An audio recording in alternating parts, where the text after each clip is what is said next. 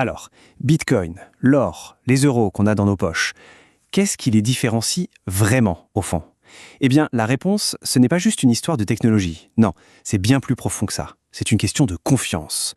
Et c'est justement cette histoire qu'on va décrypter. Il faut bien comprendre ça. L'histoire de la monnaie, c'est avant tout une histoire de confiance. Pensez-y.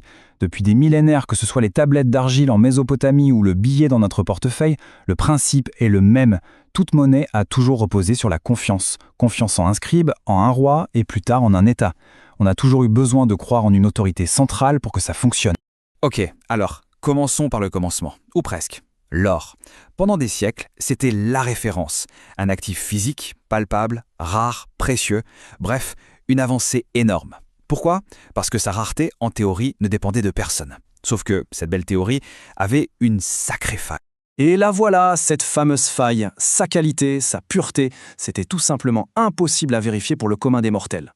Et bien sûr, cette opacité, ça a ouvert un boulevard à toutes les manipulations possibles et imaginables. L'exemple le plus parlant, c'est sans doute l'Empire romain. Pour financer ses dépenses absolument colossales, il s'est mis à diluer progressivement ses pièces, c'est-à-dire y mélanger des métaux de moins en moins précieux. Le résultat est juste dingue. En 3 siècles, une pièce qui contenait 95% d'argent, eh bien, elle n'en contenait plus que 1%.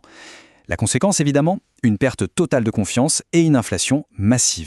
Allez, on fait un bond dans le temps pour arriver à notre ère, celle des monnaies qu'on appelle fiat. C'est quoi ça? Eh bien, c'est l'euro, le dollar, bref, les monnaies émises directement par les gouvernements.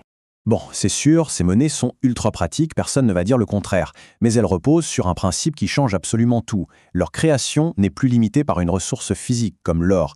Non, elle dépend de l'émission de dettes et de crédits. Du coup, le risque change complètement de nature. Le nouveau problème, c'est qu'on peut, en théorie, en créer à l'infini. Et qu'est-ce qui se passe en temps de crise, surtout pendant les guerres? Eh bien, les États n'hésitent pas une seconde. Ils font tourner la planche à billets. Un exemple frappant, la France, pendant la Première Guerre mondiale. En à peine 8 ans, la quantité de billets en circulation a été multipliée par 30. Le résultat en sans doute, une inflation galopante, complètement dévastatrice. Et la conséquence sur le long terme, elle est juste sans appel. Tenez-vous bien. Depuis sa création, en 1913, le dollar américain a perdu 96% de son pouvoir d'achat. Oui, 96%. Donc on le voit, toute l'histoire de la monnaie, c'est une histoire de confiance. Une confiance qui a souvent été trahie. Alors ça nous amène à une question vraiment fondamentale, une question qui change tout. Et si? Et si on pouvait se passer complètement de cette confiance? Et c'est précisément là qu'intervient une rupture. Mais alors une rupture conceptuelle majeure. Bitcoin. L'idée, c'est de remplacer la confiance par la preuve. Comment ça marche? Eh bien, Bitcoin repose sur 3 piliers. Et c'est ça qui est dingue. Ils sont vérifiables par n'importe qui, n'importe quand.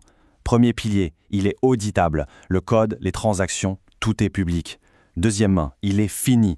Son offre est limitée par les maths à 21 millions d'unités. Point. Il n'y en aura jamais plus. Et enfin, le troisième pilier, il est décentralisé. Ça veut dire qu'aucun État, aucune banque, personne ne le contrôle.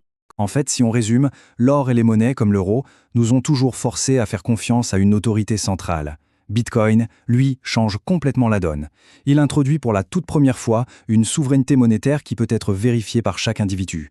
La question finale est donc posée, et elle est immense. Après des millénaires passés à croire, est-ce qu'on est en train d'entrer dans l'ère de la vérification ?